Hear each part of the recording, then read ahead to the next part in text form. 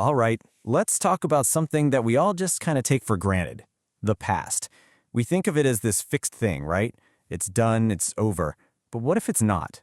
What if your personal history isn't some monument set in stone, but something that's, well, still alive?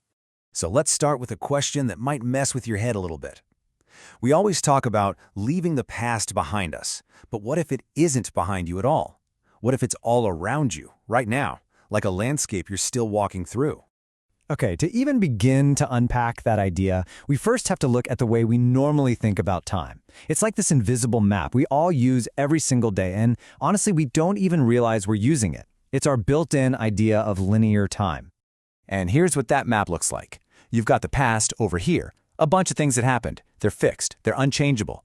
Then you have the present, this tiny little dot we call now. And the future? Well, that's just a blank page, totally unwritten. It's a straight line.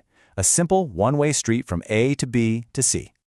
Look, this way of seeing things is super useful. It has to be, right? It helps us make sense of the world, plan our day, learn from our mistakes. It gives our lives a clear story. But here's the kicker. That word perception. It's how we see reality. It's not necessarily reality itself. So what I want you to do is just crumple up that old map for a second. Let's try a completely different one. This is a huge shift in thinking, a whole new way of looking at your life. We're going to stop thinking about a straight line and start thinking about an ocean. And this brings us to the idea of fluid time.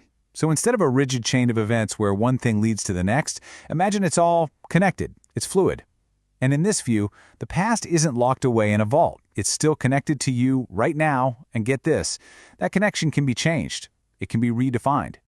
This quote just nails it, doesn't it? Existence is an ocean of infinite potential. If you think about it that way, a past event isn't some point on a coastline you've already sailed past.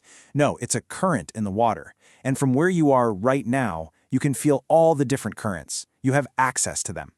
So let's just put these two ideas side by side. Makes it so clear. On the left, you've got the old way. The past is a fixed record. The book's been written, the ink is dry. Can't change it.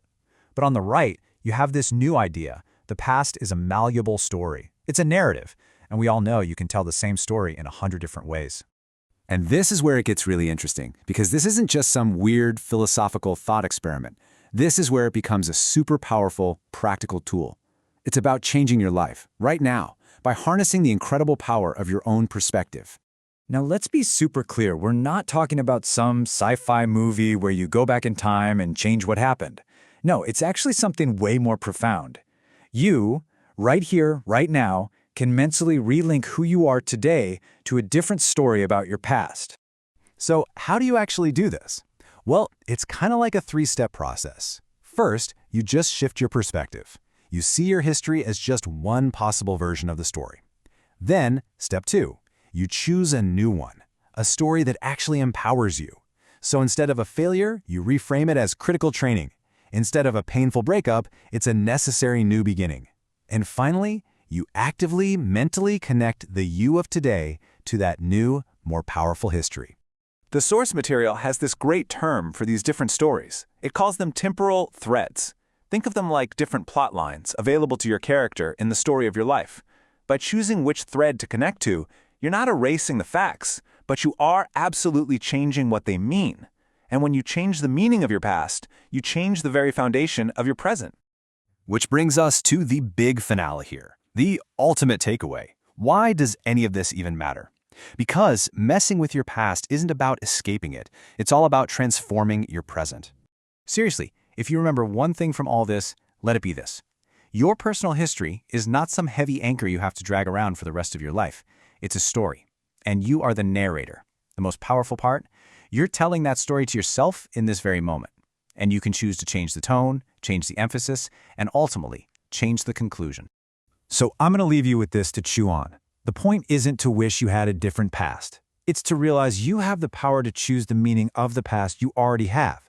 So if you chose a story of resilience instead of one of hardship, a story of learning instead of one of failing, who would that make you today?